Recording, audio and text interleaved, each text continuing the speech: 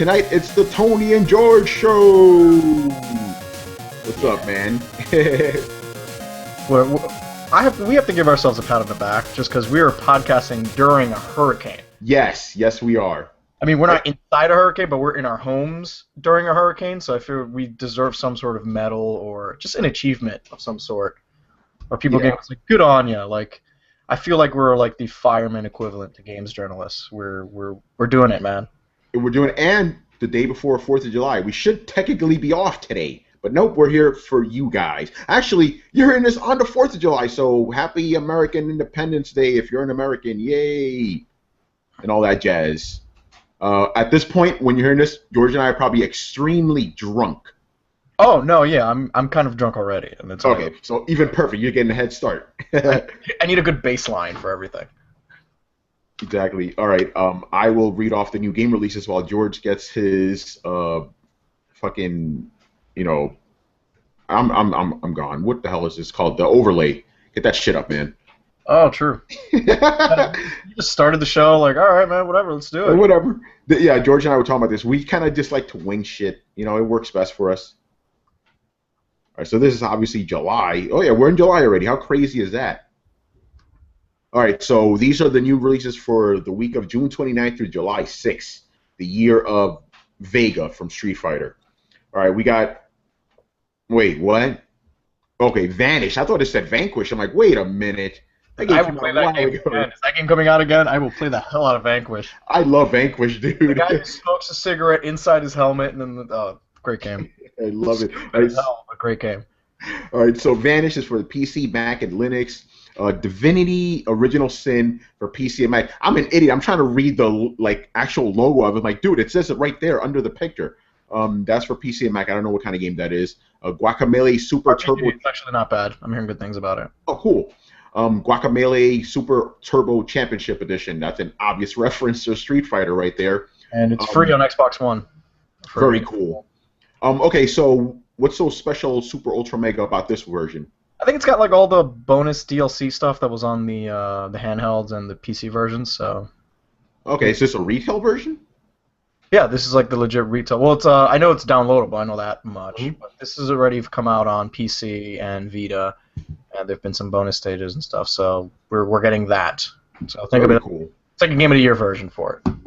All right, so yeah, that's coming out for PS4, Xbox One, Wii U, and Xbox GS. Right on. However, Child of Light for the PS Vita. Do we need to say anything more about that game? It's fucking awesome. Check it out on Vita. You guys liked it. Yeah, you gotta play it, dude. You gotta play it. It's really good. It's on my backlog and means I will probably never play it. Oh, man. If we can be honest with each other, it means I'm never going to play Child of Light. It's just... That's the sad thing, isn't it? It's like, oh yeah, I have these games on my backlog, and it's like, I'm probably not going to play like maybe 75% of these fucking games. Because they were replaced by games I bought on Steam, so... Yeah. That shit. Well, yeah, we could talk about that in a bit, because that ended this week, didn't it? Yeah. Yeah.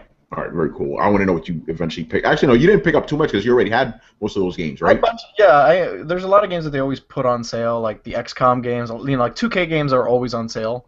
Yeah. It's just a matter of when you're ready to cave in. But I did a Far Cry 3, the whole the Far Cry bundle. So I got Far Cry 3, Far Cry 3 Blood Dragon, Far Cry, and Far Cry 2. So very nice. All right. Yeah. I gotta play some of those. Okay. Constant C for the PS3. Here you go, George. Dynasty Warriors Gundam Reborn. Yeah, I know there's a review code floating around for it, but I think it's only on PS3, and I'm like, I got rid of my PS3 for my PS4. I upgraded. I'm not looking back. So if there's stuff just exclusive to 360 and PS3, they can stay there. I'm looking towards the future, man. Always move forward. Yeah. That one, I'm like, somebody take that. I don't want to play this because I like those games. Though. It's just you're in a Gundam and you're heat sabering people in the fucking face. All right, we got Puddle for the PS4. Okay, Age of Zombies for the Ouya. There you go, Ouya fans. You get a game. Squid's Odyssey for the 3DS. Armadillo for the Wii U. Armillo. Oh, Armadillo. Why did I say Armadillo? I don't know. Thank you for that. Somebody would have been, if you didn't correct me, like, Armadillo, what the fuck is that? I want to buy that game. Tony. That's not an armadillo. I am an asshole. It would be cool if it was an armadillo, though. It's some sort. I don't know what kind of creature that is. No backpedal. I don't know what that. I'm looking at this. It's like, I don't know. Where. Anyway, Mysterious Stars, a fairy tale for the DS. For the DS. Yeah. Interesting. I didn't. Okay, I thought it was all 3DS games now. Bombing Bastards for the Wii U. Awesome name. Karaoke Joy Sound for the what the hell? WSHP. Wii Shop. Okay, thank you for telling me. I'm like, what the hell is that? Mario Tennis Power Tour for the Wii U, and Bike Rider DX2 Galaxy for the 3DS. Ooh. So that karaoke game, I actually just clicked on it, looked at more information. So you can buy like a 24-hour ticket for like 500 Wii points that'll give you access to over 1,000 songs. Oh, so basically, shit. so if you're having people over and you want to do karaoke, you would pick this guy up, pay for a day pass because it's normally 30 songs on the disc. Yeah. And for the day pass, you have access to 1,000 songs, so you guys can. That's something I actually was hoping like Rockstar game, the Rock Band games would do. Yeah, that actually makes sense, you know. Back when like instruments in your room was like a thing, and now I could not imagine just bringing more drum kits and guitars and microphones in my bedroom again. It's like nope, never happening. But I like karaoke's probably that'll probably be like what'll stick around because it's only a microphone and there's very little setup for that. But yeah, I think those day passes work really well for getting that kind of content, or you can do a 30-day ticket. That's pretty interesting. Yeah, how many of those plastic guitars and drums did you actually end up with? I want to say I've probably had like 10. Jeez. And my brothers one brother was a big Guitar Hero fan, so he would have like 4 guitars, so we would do like 4-player against each other or some nonsense like that. And then we had the Rock Band guitar. So and then whenever a new Rock Band would come out, we would just buy the bundle all over again. So we would just use these new guitars and then just toss the other ones in the garage, and then more stuff would come out, or it's like, oh, Beatles Rock Band, might as well get the one with the Paul McCartney bass. So now we have another guitar, and then every once in a while you just go to a place like GameStop have a sale, it's like $5 guitars. We're like, all right, just pick a couple just in case we lose them. Just in wireless case, ones and like wired ones, and just it was an absolute nightmare. But I was so happy when I was able to like get rid of them. Like I didn't even sell. I just gave them away. I was about to say, like, what'd you do? You didn't sell them, obviously. No, one wants to buy those fucking things. I think what we ended up doing was keeping like the 2 ones that weren't like flimsy, and one of the drum kits, and the microphone was a USB mic, which you can get anywhere. So we just got rid of everything and just said, "Here, little child, make music." You make sure you gave away the ones that you didn't destroy when you were drunk, right? And yeah, just fucking throw against the wall. I'm all about that. Oh, man. All right, and we got a couple of reviews that we did, you and I specifically. So I did a review for Battle Princess of Arcadia. It's one of those weirdo little Japanese games. I actually... Yeah, I mean, I didn't give it a bad review, because, it was a weird thing. When I played the game, I'm like, I don't know about this, I played a little bit more, like, man, it's kind of cool. And then I started writing the review, and, when you write a review, you got to pick everything out. I'm like, this game is actually not that bad if you're into this stuff. And then I found out the price was like $30. I'm like, shit, that's perfect. It's a little downloadable game. It's like, that's great. I mean, if you're into those kind of, I don't know, I would say if you're into those kind of games, but it's not one of those kind of games. It's like an RPG and a hack and slash game mixed in one with like heavy Japanese influences. So I'm like, yeah, I'm pretty sure. You said it was very reminiscent of like a Dragon's Crown or maybe like an Odin Sphere or something. Yeah, I would say it's like I guess like a lighter version of those games. It's not as robust as those, but yeah, I guess you could say that. And it even had some elements of Dragonforce, not the band, the video game Dragonforce. Like when you actually like had all your troops and stuff. You're the only person that ever says like whenever the word Dragonforce is mentioned, you're like, no, not the band. I was like, yeah, we were clear it wasn't the band. Like no, because there's some kids out there like 20 like. The band, right? With the no, it's not them. The video game, Dragon Space Force, not Dragon Force, one word. So yeah, that was a fun game for the Saturn. I'm surprised they never brought that back. I don't know if you ever played that. I love Dragonforce. Nice. I was a Saturn guy as a kid, so. Great, and so yeah, it's a cool game. I mean, I wouldn't recommend it to like guys that only want those big crazy AAA games, but it's cool. And you reviewed. I saw this in the drafts. I'm like, what the fuck is he like? What is spoiler alert? I'm like, I never even heard of this. I'm like, is this a editorial or a review? I don't know what's happening here. I'm reviewing just people's spoiler alerts for That's stuff. what I thought. Yeah, I didn't know what's happening. Spoiler alert. I just totally saw that coming. No, it's this cute little endless runner platformer that came out on Steam, and then it's also coming out on iOS and Android. It was neat. It's a fast little. It's basically a game you play in reverse. So as the game starts, you're at the end of the game. The final boss is beaten. You save the tomato princess or potato princess. Yeah, brilliant. And then from that point on, you play it backwards. So your guy's running backwards, and the idea is you have to play the game the way it was played through, except you don't know how the person previous played it. So you kind of have to use context clues, and the levels are like really like 10, 15-second spurts that are, oh, there's clearly a dead guy here. So you have to jump on, since you're going backwards, you got to jump on him so he comes back to life. But if you see you guys are already alive, you have to jump over him because the previous player didn't kill him.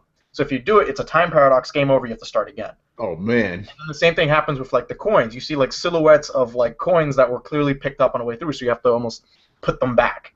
So a lot of them is just like uncollecting and reviving opponents, and it gets really trippy later on, especially when you're trying to navigate certain jumps and like, oh wow, he only picked up, like, you know, in Mario you have like a coin, a coin, a coin.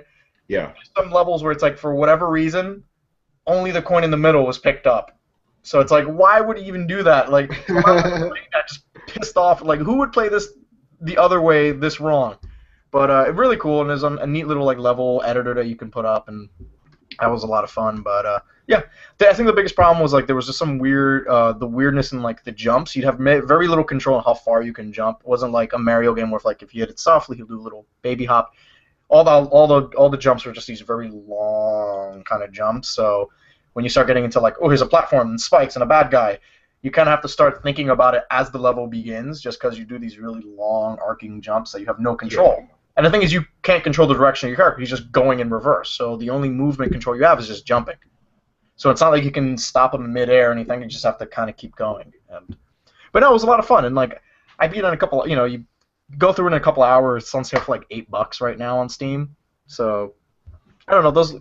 I kind of dig those cute little games where it's just like, oh, you can play that in an airport if you have it on your iPad or something, and then you kind of forget about it. Like, am I ever going to play it again? Probably not, but it was still pretty fun. Yeah, you had fun with it. That's all. And the art style was super goofy. It reminded me of just like random locations like Adventure Time, and like the bosses are the boss fights are really interesting because you have to like beat them in reverse. So it's like you see the boss is already hurt, and you have to jump on him and then go around. It's interesting. Like, it was a cute little gimmick that like you're playing to see like what other goofy level design is there. Like there was like a mariachi theme level, which was super adorable, and they guys in like sombreros. But I don't know, I dug it. But yeah, check it out. Yeah, it's pretty interesting. Yeah, I like that. It's like when you start talking about it, I thought it was kind of like Braid, because you know how that game is kind of a little bit in reverse too. But it sounds like it really takes that whole reverse thing and really just takes it to its like logical conclusion. All reverse. It's all reverse, and it's like an endless runner where you just have no control of the movement. It's just like jump, jump, jump, jump. But yeah, my biggest problem was that jump didn't feel that awesome. So it was a lot of like trial and error, and just like if you're not hitting that pixel perfect jump, you got to start over again. Yeah. But thankfully, the levels are literally only like 10 seconds long each, so it's like 4 worlds and 30 stages each, but each stage is like 15 seconds. So yeah, that actually makes sense, for that type of game. And by the way, kids, Pee-wee's word of the day is uncollecting. I like that. All right, so let's get into it. So somebody wrote a certain editorial which sparked a lot of controversy. It's like, come on, man, really?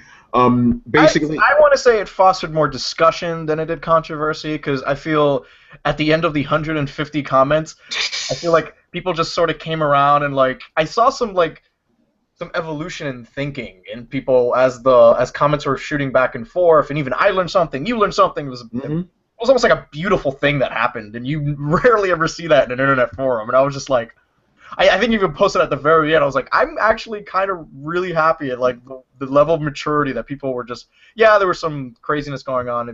We should probably talk about we should probably mention what we're actually talking about. Okay, so yeah, basically earlier this week, BioWare released a new character profile for a character called Dorian, who will be in Dragon Age Inquisition. And they're doing it for weeks. Here's a new character, here's like bullet notes about this guy. They did Iron Bull. They just did Liliana. Yeah, Liliana, the Spirit, I think his name was. So yeah, they have all these guys. So I remember seeing him during E3 during the thing, and the thing that stood out to me was he's from the Tenvinter Imperium, and he's one of the mages from there. Like we had Fenris, he was from there, but he was a slave. I'm like, hold on, wait. He's from the Tenvinter Imperium. To me, that's interesting because if you know Dragon Age, it's referenced a lot, but yeah, you never really go there. Exactly. It's one of those things. Like basically, the mages in the world they're shunned. You can think of mages as mutants. They're born with these abilities, and the world hates them, and they lock them away in towers.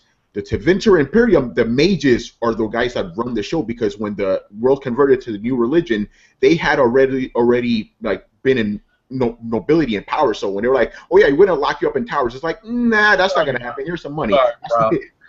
So I'm like, "Okay, that's cool. This is great." That's not what people are talking about. They were talking about his sexual preference. He's gay. He's the first, and George, you were right. I hated that term. The first fully gay character. I'm like, yeah, and it was funny because I made that comment before, and then someone wrote, there was someone who wrote like a rebuttal to, or like a reaction to your editorial, and mentioned my comment there about like, and to me, that was my friend Jonathan. Yeah, I'll talk about him in a bit. It was so funny because I left there and I actually learned something. Going, oh, okay, because to me, and I do this from like maybe like because I'm a marketing guy, so I came from like a marketing standpoint. And when they said fully gay, for whatever reason, that phrase just did not sit right with me because that just means he's just gay then, right? Like to me, that's what I mean. He's just gay. Yeah. Like to me, saying he was fully gay was saying a car was fully loaded. Like it was just a feature. And then your buddy explained to me, he's like, no, he goes, that's a totally okay term in our community. I was like, oh, okay. I'm just saying, on paper, it just looked funny But that was really hilarious. But it's like, oh, look at that. I learned something. Who knew I learned something on a message board? Exactly. But that's what happened. So I read this. I'm like, because I got really upset. I'm like, wait, I want to talk about the Tevinter Imperium. I don't want to talk about this guy's sexuality. I got so mad. I was like, what am I going to do with all this anger? I'm like, calm down, Tony. Let's actually do something constructive here. Let's write a editorial about this, about how people are still in this day and age, they still get upset over it. But I'm like, let me do this the smart way. So I got my friend Jonathan Gibbs, he's from 2dx.com, my friend Emily, who's from Max Level, and Ryan Bates, he's from Game Revolution. They're all gay. I'm like, let me get my gay friends so they can help me with this. It was they mostly helped me with the terminology, like you said. Like I didn't know fully gay was acceptable, and the whole thing, because I thought it was just LGBT. There's a Q at the end of it. Now I didn't know that, so they helped me with some of the terminology. But mostly they actually helped me with the lore of the game because they're all big Dragon Age fans too. So they kind of helped me put it together. And during the process, I'm like, oh, I'm really learning some stuff. So I throw it up there. And, dude, I've never seen this before. Like, I'll throw it up there. I'm looking at the comments. You see people writing as it's like there. I'm like, whoa, this is interesting. This thing's been up for less than 5 minutes, and there's already 10 comments now. Most of them were from a guest who clearly doesn't like, gays being put into video games. He was very upset about it. But he was actually civil about it. He wasn't really name-calling or anything. So, like, he was like, oh, I hope you guys don't ban me. I'm like, why would you be banned? You're actually... And I mentioned that in the comments. I'm like, we're never going to ban you for having an opinion, but if you throw out a very unpopular opinion, like gays brought down the Roman Empire, then don't be surprised when people jump down your throat, because that's clearly wrong and misinformation. But no, I think people for the most part was civil. I mean, yeah, there was some name calling, but like we didn't have to step in, which is super hilarious because there was one Giuseppe posted something about the cloud, the Xbox One cloud in Japan, and that turned into a fucking free for all. Oh my god! And the funny part, these are the same exact people who were just so mature and level-headed in this conversation yesterday. Just went back to just rare form of just 300 comments like, you're a fucking idiot, you don't know anything about the cloud, you know what servers are, lag, and I was like, oh my god, like I was like, nope, I was like, Giuseppe's got this, he can corral this, I think, but yeah, exactly. And you were the one that actually pointed that out to me, because I was just like, what the hell's going on in this comment section? You're like, hey, you guys realize that they're actually having a pretty civil discourse here. I'm looking at it, I'm like, you know what? You're damn right about that. They really are, aren't they? Like, people disagree with each other. One of the only few moments I was super proud of our community, and I was like, look at them. Like, look, they're like growing up in front of our eyes. And then yeah, and then like, oh my god, what happened? I posted a story today about the collector's edition of Far Cry 4. It was just about the collector's edition. people were going crazy in there talking about graphics and next gen and last gen. I'm like, why? What's going on? Like, what happened to what happened yesterday, guys? We just lost all this. It's a message. I mean, it's a message board. It happens. Yeah. That's, but I guess I don't know. I guess what people were upset about is like some people felt like, oh, but there's gays and everything. I'm like, because gays exist and because gays is, there's gay people everywhere. That happens. It's okay now where they don't have to hide who they are, and like it's going to be in popular media because that's reflective of our culture. And it's like you kind of have to be, tolerance is not a bad thing. Or, yeah, it was some weird. People had some really weird reasons into why they were not happy with this character being gay. Yeah, like they felt that BioWare did this on purpose for the purposes of marketing and getting the game, like selling more copies. They created controversy on purpose. That's what some people were saying. Which is not true, because BioWare has always had like gay and bisexual characters in their games. It's just they've just been super open about it, and it's because the people writing, the guy who's writing Dragon Age is a gay guy. Yeah, David Gator. Yeah, he's a gay guy. So yeah. And the interesting thing is when you have diverse people in the industry creating things, you're going to be exposed to just different characters, personalities, storylines, situations, and that's not a bad thing. Rami Ishmael, the guy who makes Nuclear Throne and Ridiculous Fishing, wrote, or at least on his Facebook, linked this amazing editorial called "That No One Is Taking Away Your Shitty Games." Okay, explain that one. If you're sick for whatever reason of like, man, I don't like being force-fed this diversity. It's like, listen, there's always going to be a game where you just have the generic white guy fighting a million Nazis, or just punch an alien in the face. Like those games will always exist. And the thing is, if Dorian being gay really makes you that uncomfortable, you do not have to play Dragon Age. There will be plenty of other mediocre RPGs that do not have diverse cast or personality that you can play. So go right. Those games will exist, unfortunately. And it's not because the people who make them. It's just because you write what you know. Like if you are a straight white man, you're gonna write things from your perspective. Even if you are writing like a fantasy world, you're still using your own real life experiences or your interactions with people, and that's how things get created. People write what you know. So yeah, it's good when women and people are trying to get women in the industry to create and program and stuff like that. Because you know what, you get some really cool things coming out of there. Like Kim Swift and like Conundrum Theory and like, come on guys, we can do it.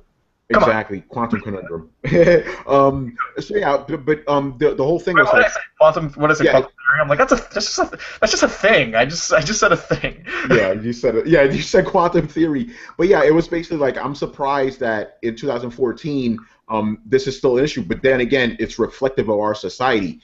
I mean, remember when Ellen Page came out earlier this year? Everybody went fucking crazy. I'm like, how is somebody coming out of the closet still a big deal? It's 2014. Who cares?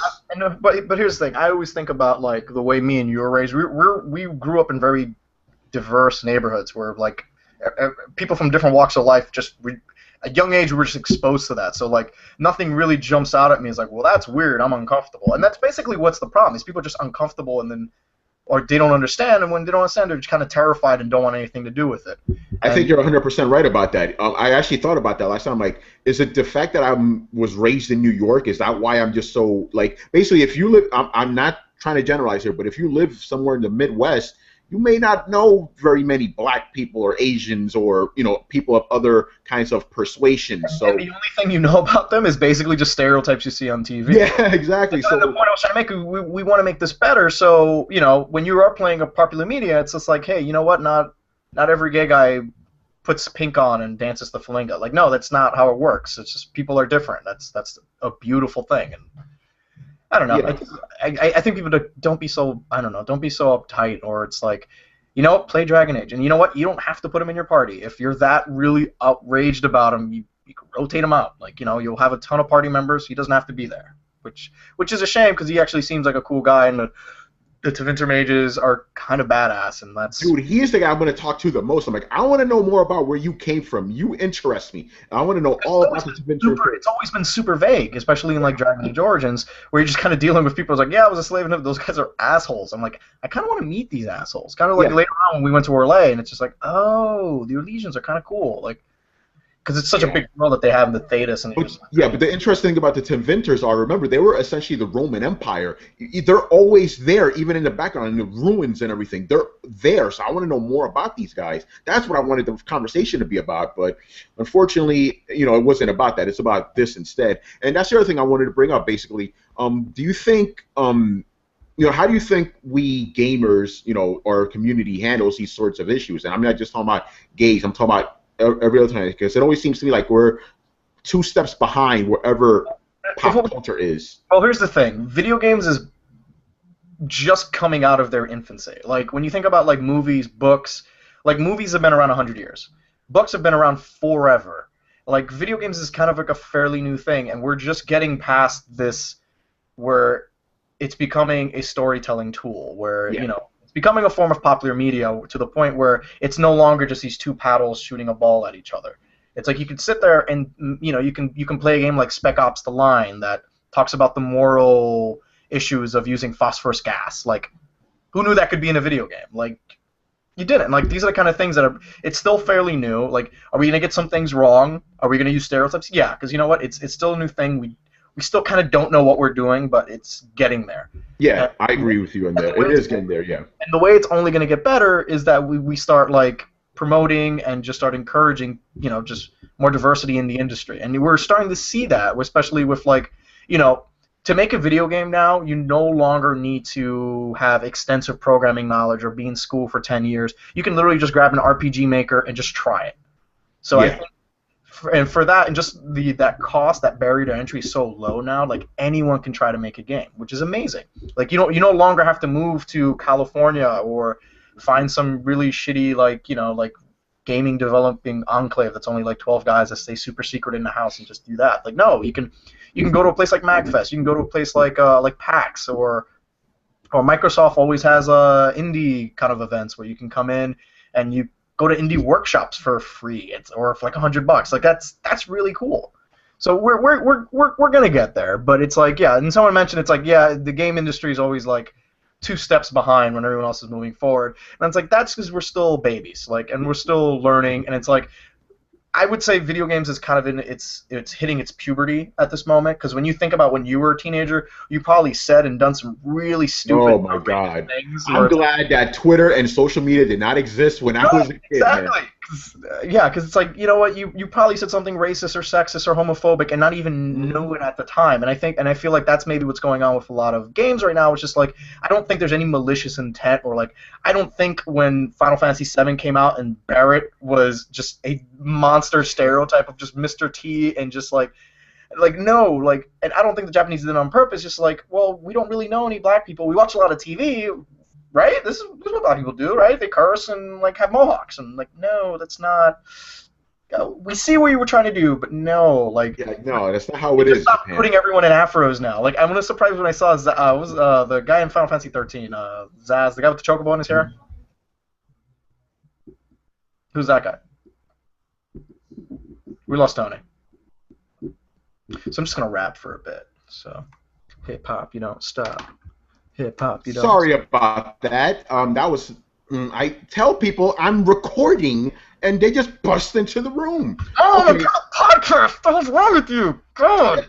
Anyway, so yeah, you're right about that. Yeah, Jesus, now I lost my train of thought. That's great. I can't edit that either. Don't worry, I did some hip hop. You don't stop. Okay, that's good. I heard it all. But yeah, you're right about that. And I actually brought up Japan too, because some of their depictions of gays is like, whoa, man, like really like Choaniki. Have you seen this game, man? No. That's one of the woo. And Ultimate Gay Fighter. That's not a Japanese game, but it's like, wow. Yeah, well, that's supposed to be like satirical, but. The thing is, I get satire and I respect satire, but sometimes just the satire isn't funny. Yeah, exactly. That'll happen. That's not a big deal. I'm a big effort of just someone trying. But, yeah, that's true. But I think you're right. We are slowly getting there. It's just little baby steps. It's funny you bring up the puberty thing, because my friend Ryan, who helped me with this, he actually specifically said, he's like, yeah, we're at that stage where our balls are just dropping. So, yeah, we still got a little bit to learn. But, yeah, given discourse that we saw in that thread, I think we're getting there slowly, but we're getting there, and that gives me hope. Yeah. and they're better things to fight about, like 1080p and 60 frames per second. Yeah. I was almost gonna say that with a straight face, but I was like, oh man, if we can be this mature when we post up a video that's just anything and just like that doesn't look like 1080. This is bullshit. Microsoft's an asshole. You're an asshole for buying Microsoft. Your mom's like, oh my god, like what? Why are we so mad at each other? But no, I was happy to see just somewhat of a healthy discussion, because there's people who just believe a certain way and they laid out their reasons, and it's like, hey, it's totally fine to have an opinion. Just some opinions are just really wrong or just yeah, exactly. And that's okay. And I felt like our community did a good job. It was like, okay, this is where you're a little bit off base, and like even with me, when he explained to me, like, no, the fully gay is a totally cool term. Like, that's fine. He goes, I describe myself as fully gay. I was like, oh, okay, that works. And I read his response, and it's like, I saw my comment there, and I was like, at first when I saw it, I'm like, I didn't say anything too stupid, did I? And I was like, yeah, that's initially what I thought. And I was like, oh, okay, because he could have said a million other things that's in different threads that you could just call me on. I was like, oh, okay, good, that makes sense. But for me, I was like, oh, okay. And like I said, I saw that from like a marketing point. It's like, to make that sound like a bullet point seems really weird. And like the intention was not like, I noticed the intention. I felt like it would have been easy if they just said, oh yeah, by the way, he's homosexual or something. Yeah, like, that's it. For some reason, the word fully gay just didn't sit well with me. Well, the reason. Like, yeah, of it, like if I was in a pitch meeting and I was writing that copy, like I would have not said fully. I was like, oh yeah, by the way, he's a homosexual character. First one we've had in a Dragon Age game. And I was like, oh, cool. But yeah, exactly. Oh, by the way, I got to get you and John to meet each other because he's from New York too. It shouldn't be that hard. So anyway, the next topic. This one you probably have seen the editorial. I wrote about video games that say something about America, like something kind of meaningful about America. I brought up Grand Theft Auto, Metal Gear, Bioshock, all these games. George, I know you haven't read my editorial yet, but what are some games that, like, to you that stick out that, like, hey, this actually says something kind of meaningful about our country?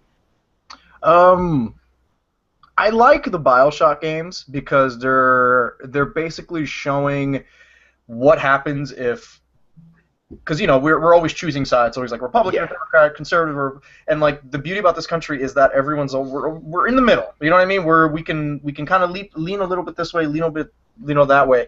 But Bioshock is a good example if you go too much in one direction in either scenario. Like Rapture was like the liberal haven where it's like, no man, we don't need government regulation. If we want to do surgery on each other, that's fine, man. We can do whatever we want. It's music and hippies and all that stuff. And they lost their fucking minds. Yeah. And then you go fast forward, you go to Colombia, this voting like Republican utopia. Everyone's got guns and keep the immigrants out and blah blah blah. They fucking lost their minds. So it kind of shows you it's sort of like you have to live your life almost in moderation, or like at least open to discussion, where it's just like, nope, we can't agree with these people. We're gonna we're gonna make our own floating city. It'll be awesome. We'll show you. It's like, nope, your city crashed down. It sucks. Your underwater utopia sucks also because you had no rules, and it's like a bunch of children. But I think the Bioshock games do a good job of like, I think that makes you think, where it's like it makes you a little extra appreciative. It's like, hey, you know what? I'm glad no one's run away and said like, listen, we're just gonna go straight liberal. Like, don't even worry about it. We're gonna build an underwater city. Amazing. And no one's gonna tell you what to do. You wanna draw on your face and chop off your arm? Yeah, why the fuck not? Do it, man. It's like, no, it's that's it. Yeah, you need a good balance of the two. Exactly. When you think about that, playing the Bioshock games always makes me extra appreciative of, like, I'm glad there's like always this back and forth, and like both sides are keeping each other in check. Sometimes it's a little unfair and it's a little frustrating when you see like Obama's trying to pass a bill and it gets blocked by the Republicans and like, nope, never anything. But that's politics. It's something else entirely. But like, kind of gives you an appreciation for like almost how our government's set up. So like, no side can just run away with something, which is great. Checks and balances, man. That's what it's all about. We can't have all that craziness. But yeah, with Bioshock Infinite, I specifically use that game. I could still write something else in there, by the way. But anyway, I use that because the whole way they revered the forefathers in that game, they deified them. I found that very disturbing because they were just normal guys. They just wanted to be free. But in that game, they made them into godhood, basically. That was really and the whole idea, they did all this not to become gods. You know what I mean? They left there so people can pray to whatever god they want and like to avoid tyranny and all that stuff. Remember when George Washington won the war, people wanted to make him king, and they're like, no, you idiots. Yeah, exactly. Like, no. More like, you're excited. Yeah. We just won a war, so it's like, all right, fine, I get it. But it's like, no, I'm not gonna be your king, guys. We wanted to leave a king, not. Like, Yeah. By the way, George Washington is still my favorite president because he was a warrior. And then you're right. Any man, look what happened with Napoleon. Hey, you want to be king? I want to be emperor. Like any normal person would just like, okay, I'm going to take all the power. He was like, 8 years. I'm going home. You guys take care of this shit. I'm done, man. YouTube George Washington by Brad Neely. It's like 10 years old, but it's a great YouTube. The guy who does China, Illinois did a George Washington short about this is tribute to George Washington. It's nice. I got to check that out. It's ridiculous, but it's super cool. And I always watch it on 4th of July on a loop because it's so goddamn stupid. One of the other games I brought up was obviously Grand Theft Auto because they pretty much lampooned the hell out of American culture. And you really hear it more in the radio than the actual stories. I mean, the stories in a way are kind of fucked up versions of the American dream, but the radio, you really hear how ridiculous our pop culture is. I mean, have you ever done that? Like, I would just drive around, just listen to the radio station, like. The best part was always going to the talk stations. Yes, exactly. Because at a glance, it almost sounds like exactly what's on AM radio when you sit there, especially you get the super Republican guys yelling nonsense, and you have the liberal guys yelling nonsense. And it becomes just crazy bullshit at some point, and that's why it's so funny because you sit there and it's like, hey, you know what? You could easily just hear this in your car right now. And there's a little bit more extreme, and they're clearly making fun of it, but you're like, they're actually kind of hitting the mark there. Yeah, and the one Grand Theft Auto game I focused on was actually 4 because that really told you about how the American dream could be twisted. You have Nico who comes from this other country. He wants to, live in this country. He wants to make peace or everything, but everything just goes to hell. And Roman, you play Grand Theft Auto 4, I'm assuming. Yeah, I remember Roman. He never let go of that dream. He's like, America, this is great. This is amazing. And it shows you how. The only country in the world where you can make a living doing kind of whatever you want. Yeah. If you want to make, if you want to go on the internet and make videos about yelling over video games, you can make a career out of that. You can't really do that anywhere else. It's true, man. So yeah, I brought that up, and then I obviously brought up Metal Gear. I know people are going to focus on the really goofy aspects of it, but it really does say something about our military-industrial complex too, and some of the wars that we've been fighting. And also, just like Grand Theft Auto, it shows us the outsider's perspective of what America is. Because remember, Grand Theft Auto is created by British guys, Metal Gear, Japanese, and and I think in a way, foreigners kind of see us better than we see ourselves. They really. You know what I'm saying, right? It's like when you look at Assassin's Creed 3, as god awful as it was, it's interesting. I like the approach of what's a bunch of people from Montreal? What's their interpretation of the American Revolution? How that went off? Because they're French, and the French were kind of the heroes during the American Revolution. If there wasn't for their navy, we would have been fucked. But exactly. But I always like seeing non-Americans talk about American history and just sit there. It's like, oh, that's kind of interesting, or just a different perspective. If you go to the South and look at their history books, the Civil War was the war of Northern aggression. Yeah, exactly. That's insane. No, guys, it was a civil war. You wanted slaves, we said no, and you got mad. Pretty much. And then for fun, I had to throw in Fallout because that's just 1950s America, just to the extreme, and I love that about that series. I've only played 3 though. I know you played them all, right? Yeah, New Vegas. I mean, New Vegas is just an expansion of that, but it's more of the, it's more of almost like the Vegas lifestyle. So it's a lot of gambling, a lot of just weirdness going on in that area, which is really cool. Like I said, it's just if the '50s just never ended, and that's that's the music, and that's just the technology, and I love that the look of all the computers. It was just they had this vision of what the future was going to be like, and it's they clearly missed the mark. It's so that's what I enjoy, because that's what the '50s were. If you go to the city of tomorrow, and it was oh, God, no, everything, it's all ugly and nothing makes sense. Why is everything so round? It's stupid.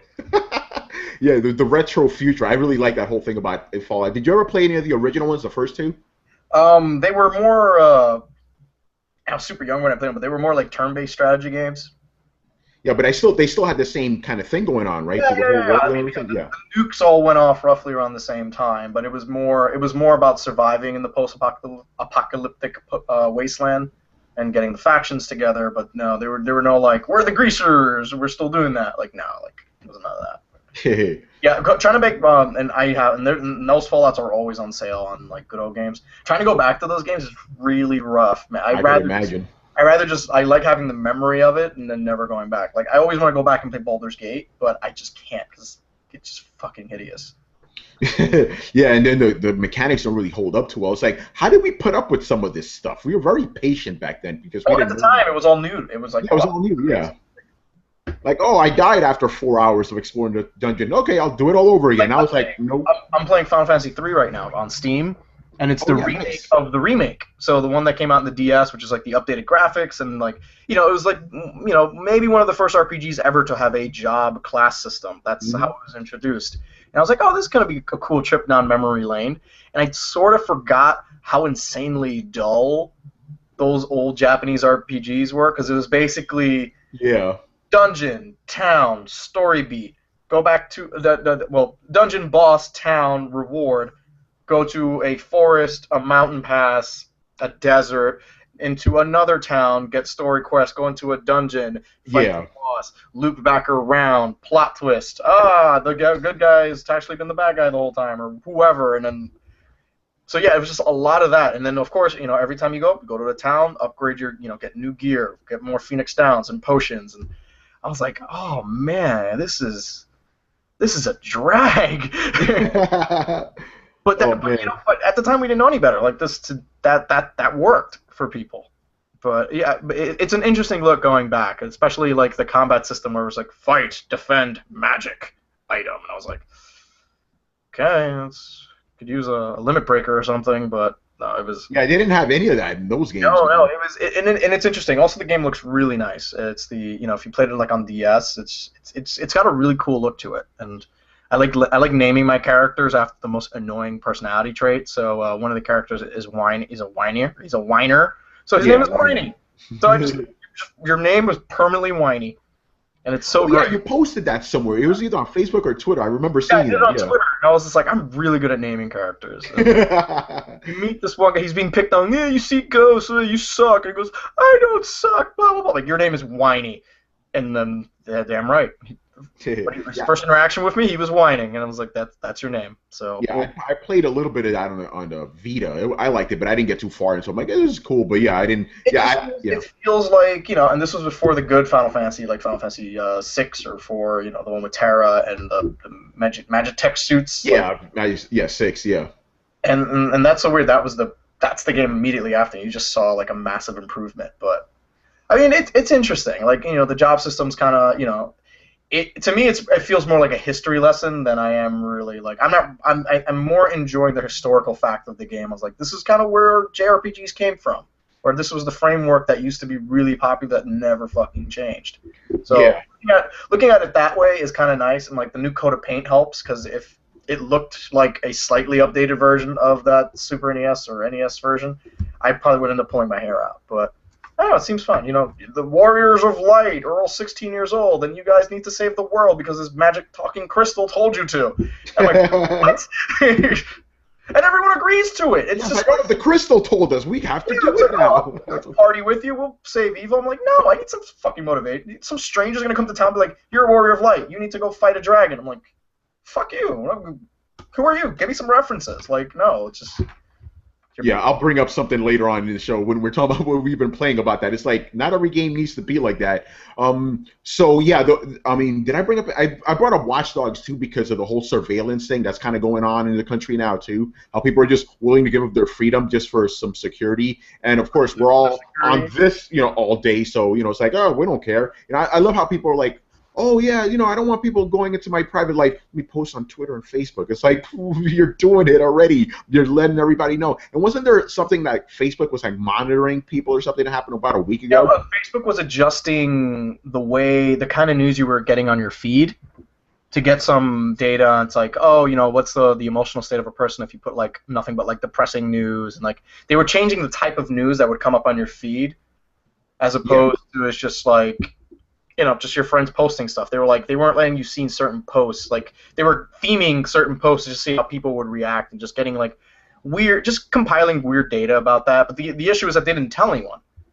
So, like, if Facebook had said, hey, we're going to try something weird with your newsfeed, that would have been fine. But it was only afterwards where they said, like, yeah, we did some experiments with your newsfeed. People like, whoa, whoa, whoa. Why are you messing with my feed?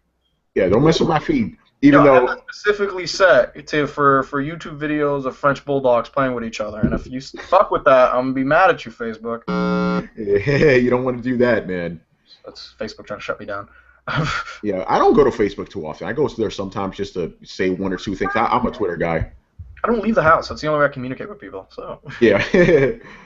All right, so let's get into some gaming news. Not too much happened this week because 4th of July, no one cares. Everyone's just phoning it in. Talking about YouTube, they got 60 frames of per second videos, which is nice. This is mostly for the PC guys, right? Because that's not going to happen on PS4, because this is what happens on PS4. As soon as you save any clip, it automatically gets converted to 30 frames anyway. This is more for people who use YouTube, who are content creators on YouTube, that they're able to shoot stuff in 60 frames at 1080p without any issue, without any compression, which is fine. If you have the equipment that runs it, God bless you. That stuff looks really neat.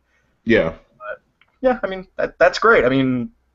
Yeah, not much more to say that. I just thought it was cool. It's kind of it's a technological feat. It's probably very demanding on YouTube's end, but that's kind of their problem. So. Again, somebody posted a video of Titanfall at 60 frames. Looked very nice. Yeah, nice looking game. I'm playing that right now. They did a really huge update for that. You have little custom emblems, and I can change my voice to my Titan. So Sweet. My guy. It's really cool. I'm waiting for DLC packs for that. I want Snoop Dogg to be my voice, my computer in Titanfall. That would be amazing. All right, you posted the story, and thank you for calling him Cliffy B and not Cliff Blazinski. I know he doesn't like to be called that. The few times I've met him, I've called him Cliffy B. Like, I'm not going to call him Cliff Blazinski because that just sounds super. I'm not like his doctor. I'm not going to call him that. Yeah, so anyway, he went on Twitter saying, hey, I'm kind of retirement. I'm going to have a new game. We're going to announce something next week. Cool. I guess. Yeah. People hate him. I don't know. I'm trying to figure out why people hate him. Yeah, I don't know. I kind of put that up. You're like, oh, Cliffy B's back. I'm like, oh, well, I must have missed that YouTube video of him like punching a woman in the face or something. Yeah, exactly. Like, I don't know. He's very outspoken, so I figured maybe that's it, and people just kind of see him as arrogant, or maybe just didn't like his haircut. His various haircuts, by the way. He's had many over the years. Listen, you look at video of me at like 20, 21 years old. I had this really hideous goatee, and I remember just waking up one day, just older and wiser, saying like, "Yeah, that needs to come off your face immediately."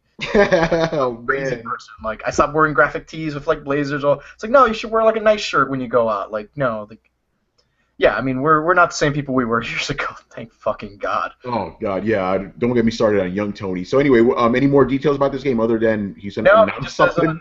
Next week we'll have some more details, and like me, Joel, and Al spoke to Cliffy B when we were waiting in line for Evolve to do some of that, and he was really cool. He seemed real excited, and he kind of hinted that he goes, I'll come back. I just don't know when, or. He's cooking up something, and we're like, oh, that's pretty cool. We tried to get him to elaborate, but he was like, nah, I'm not telling you guys, you're pressing assholes. So it's like, but he's cool. And like, I met him years prior to at a Gears event, and had a really in-depth conversation about like, I was a big Gears of War guy, and I was asking him, hey, why? There was an issue going on in the previous Gears of War game where you get sucked into like the chainsaw animation, and he was like, oh no, I need to clarify that. You don't get stuck in the animation. It was a netcode issue, and he got really in depth about like why certain things were happening and why they couldn't fix it until now, or. It was really cool, and I was just there with like another Gears fan. I was covering the event as press, but I was there with another guy, just a Gears fan. We're just in awe, and he's just like running off a rant. And then if you were watching us from a distance, it's literally just grown men going like, oh, okay, that's why. And he goes, when you take your snub nose and it looks like that, and we're just aiming fake guns at each other. It's like, and of course we're just already super hammered, but it was a really cool conversation. Like. It's a guy who knows his games, and he knows how to make games with really good gameplay hooks on there. And like you said, Gears was really the game that made cover-based shooting fun. You didn't introduce it because we all know it was Killswitch, and God forbid people go nuts. And it's like we will say that every episode, man. Listen, I get it. I played Killswitch. I was like, oh, this is neat. The game was still fucking terrible. Like. Gears of War did cover-based right. It's like it made it enjoyable, and the blind fight like that, it all worked. I will give Killswitch credit. It was still a shitty fucking game. Like, fine. When that perfected, it was Gears of War. Let's just be honest. It was Gears of War. And remember, and then literally then everything was a third-person cover-based shooter. Like, Cliffy B's really good opening the floodgates on just a certain genre, like Unreal, like fast-paced multiplayer shooters. It's he kind of knows he kind of knows what's fun, and it's like his evolution as a person, as like a game designer. I'm kind of curious to see where it's going to go now. Yeah, definitely. So I'm maybe a RPG, maybe a fucking golf game. Who knows? Yeah, you never know, right? But it'll be extreme with big muscly dudes. Yeah, I mean, I'm pretty sure it would be gory, and like Oh, Cliffy of B loves course. little chunks of people. Like that's great. Like I'm a big fan of that. Yeah, Like, and like yeah, Mortal didn't Kombat, you Mortal Kombat for just its ridiculous gore. exactly? Didn't you use that picture too of Cliffy B just like with the fucking chainsaw? It was great. All right, okay, this like she threatened this last year. Now she's making good on it. Lindsay Lohan wants to sue Take-Two Interactive for using her likeness in Grand Theft Auto 5. It's like, Not every redhead is you, Lindsay Lohan. Okay.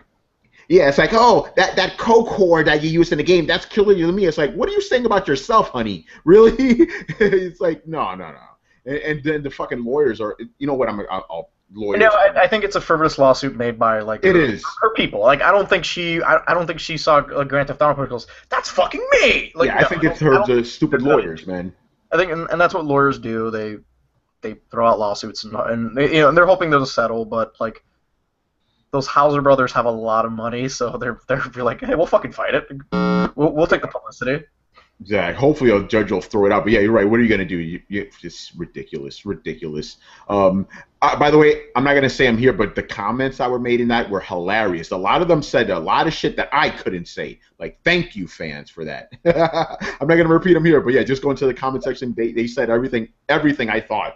Oh, fantastic. Yeah, not doing it. Yeah. Last but not least, I reported on this. I hate reporting on these sort of stories. Rest in peace to Airtight Games. Quantum Conundrum, like you mentioned, they made that. They made Murder Soul Suspect, a couple of Dark Void. They made that too. They're no longer in business. They closed their doors down. Sad. I don't like hearing about this shit. You know, I do not like it at all. I mean, the sad reality is, it's a business, and your games have fucking money.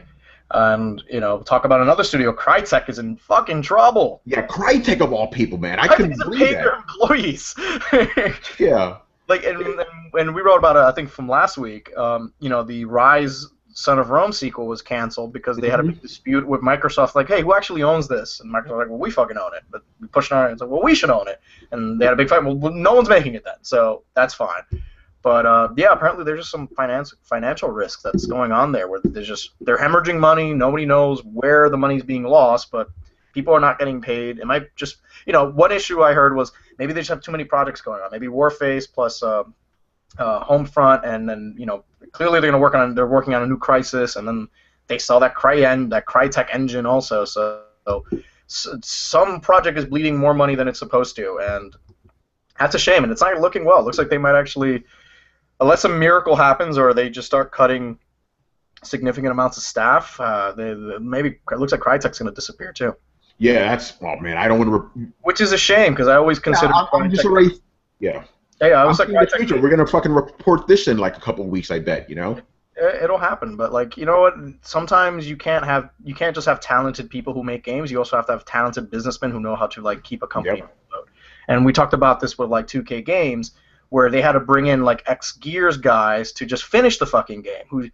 Because apparently the problem with Gears, and like Joel brought up a good point, is like they gave them too much freedom to just kind of work on the game. Without thinking, it's like, no, you have to release this game because that's how you actually make money on the game. Is once it's released and people start buying it. You can't just develop for 5 years because you just, let's just change this, or no, let's take out the multiplayer. No, let's keep the multiplayer in. Like, no, you need someone on there to keep everyone on point. It's like, I know you artists want to work and create, but listen, you're getting a fucking paycheck. You need this. Here's a deadline. Get it done. And exactly. That might be the issue going on at Crytek, but you can't really tell. It's tough to tell what's going on behind closed doors because there's NDAs, and upper management is telling a lower management, be like, do not fucking say anything to the press. Everything is fine if they ask you. And it's like, well, no, people have been paid 4 or 5 days later. Some people are not being paid at all. Like, someone's gonna say something. So that reminds me of Baghdad Bob. Remember, everything is okay. There's bombs going off in the background. Like, no, dude, look behind you, man. Those Americans will never beat us. Saddam is fine. He's having Chardonnay with his tiger. It's all cool, all right? Yeah, but with Airtight, yeah, they just released Murder Soul Suspect a couple weeks ago. I reviewed the game. I like the game. Damn shame, man. But what can you do? Hopefully, as always, we always hope, wish those guys good luck, all that stuff. Yeah, I mean, the problem is, you kind of have to make the decision, like, if you're going to go big AAA, you got to make sure you got enough marketing behind it and you can sell it. If not, you can't get away with, like, a middling, it's almost AAA, but not AAA, because then you start getting into, like, Tomb Raider territory, where it's like, well, if it doesn't sell 5 million copies, it's a fucking flop. Like, we lose money. So you have to decide early on, it's like, hey, we'll make a really cool, low-budget indie game with some quirks. And you know what? Some people do better just making smaller, more digestible games that sell a ton of copies. Like, you'd be surprised. Yeah, you're right. There is no more middle ground anymore. You notice that, right? It's like the way of like Midway and like Ravensoft, like those companies don't exist anymore. Like they just kind of vanished, which is a shame. Yeah, it really is. So, it sucks. Anyway, so that's pretty much all that stuff. So let's talk about what we've been playing. By now, my review of another Atelier game, Atelier Arona, should be out, and bringing it back to RPGs. Yeah, this series is like, what, the whole saving the world thing, the chosen one. We're not about that. You do alchemy. That's what you do, and you go around town. That's you talk. Someone else's problem. Yeah, exactly. I remember I was talking to my friend Manny, who went to E3 with us, and I was like, what was it? I was like, this is the first game in the series. And I'm like, oh, yeah, I played Atelier Eska and Logi. That was the second game in that particular thing. And he's like, oh, so it referenced stuff from the other games? Like, how were you able to get into it? I'm like, no, you could just jump in and play, like, but it's an RPG. How could you just jump into it? Doesn't the story connect? I'm like, nope. And he's like, what do you mean? I'm like, sometimes you just have the name. The name can be similar. Yeah, he was like, but it takes place in the same world. Sometimes, like, certain themes carry over. Yeah, but basically, because they have like the Alchemist of Artland and the Alchemist of Duskland, or Dusk, whatever, Dusk something. But basically, I explained to him like this. Okay, imagine if a game takes place in America, right? The first game takes place in Kansas. Next game is in Florida. The next game is in New York. They have nothing to do with each other, and it's just about people doing their normal things within these specific states. That's how these freaking games are, it's like, it's not about big grandiose story. Like, at the end of the game, the world is not irrevocably changed forever. Nope, it's just, you just got to get by. So in that point, I kind of find the games endearing, but on the other point, it's really boring too. It's like, okay, I'm just going to sit here and alchemize stuff. That's all we do. It's like, what do we do this semester? We're going to alchemize things, and that's it. Are we going to save the world? No, somebody else is doing that. The good games always have these smaller. The best games always have the cooler, smaller, like, personal stories. Like, every once in a while, am I in the mood for, like, I need to save the fucking universe? Hell yeah, bring it on, Mass Effect. But sometimes you want something smaller where it's like, hey, Halo 3 ODST is a great game with that example, or Halo Reach, where it's like, They're not saving the world, they just need to leave the fucking planet. And, like, those type of situations I really dig. So. Yeah, in this game, basically, it's just, your shop is about to be closed down by the king. He's like, hey, this thing's, taking up space. We could build something better here. We're going to close the shop down. And somebody was like, hey, give them a chance. Maybe they could bring things around. And your job is just to make your shop profitable. That's it. You're not saving the world or anything. The kingdom is not under turmoil. It's just, you need to save your shop, and that's it.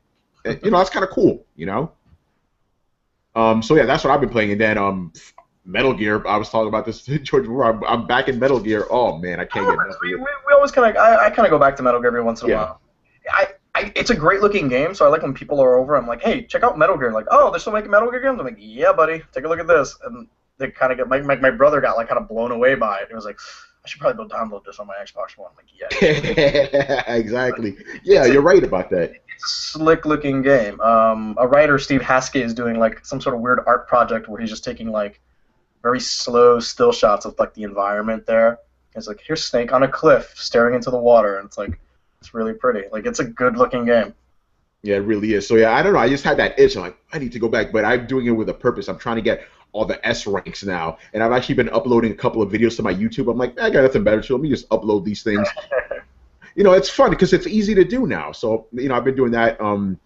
I don't know if I'm going to get 100% in the actual game, but I will at least try to get all the trophies. I only have 2 more to go. Like, just get an S rank and get all the tapes. And I think I get one of the tapes from getting the S ranks. And here's the thing. I actually have the game on my PS3 because that's the review code Konami sent us, so I may go back and play that one too, because I just really love Metal Gear. It's one of those things no shame about it, dude. I fucking love it.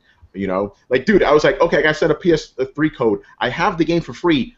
I'm still going to buy it on PS4 because I want the pretty one. I totally want to review Metal Gear Solid: The Phantom Pain when it comes out. oh no, we're gonna fight for that, aren't we? I'm like, no, that's me. I want to review it. Too much of a fanboy. You're too involved. They don't let you work a case where on your involving you like you can't solve your own murder. Sorry, Tony. Just it's too personal. No. All right. And I think that's all I've been playing. I played a little bit of Bravely Default, just a little bit, not too much of it. But yeah, that's all I've been playing. What about you? What have you been playing this week?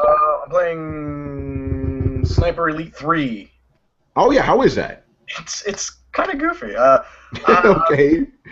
I really like the parts where you shoot a guy and you X-ray, and you see an X-ray of the bullet going through his brain, Nice. or his heart, or his testicle. I made sure I saved that clip, and I will probably put that up on my Twitter tonight. And it just says testicle shot. That's great. Plus 30 EXP. I'm like, fuck yeah. So whenever you're doing any of that, it's the most fun you'll ever have. It's just when you actually have to do other things, like play it like because then it becomes a very generic, like, third-person stealth game. Because it's not really a third-person action game, because there's a heavy emphasis on stay hidden, and if you get into a firefight, you're probably going to die. So it's a lot of, like, setting traps and, going around corners and, like, a lot of, there's a lot of, like, distracting. Like, take this rock, throw it over there. So that way they go there and you can get a better position over here. But when it turns into just a regular firefight, that's when the game kind of falls apart. You really start seeing like its flaws as far as like the AI and just trying to shoot dudes that are shooting you just doesn't feel right. Though the sniping though feels amazing. Like that when you're just perched up in a nest and you're doing things like you can sabotage generators so they just make a lot of noise, and you can use that to disguise your sniper shots. Because it's World War II, there's no suppression, there's no silence. Oh wow, it's actually a World War II game. Yeah, but it's set in Africa. Okay. So it's on the African front, which is really interesting because you don't see many games that take place in that part of the war, even though like a huge chunk of that war was fought in Africa. Yeah, so, exactly.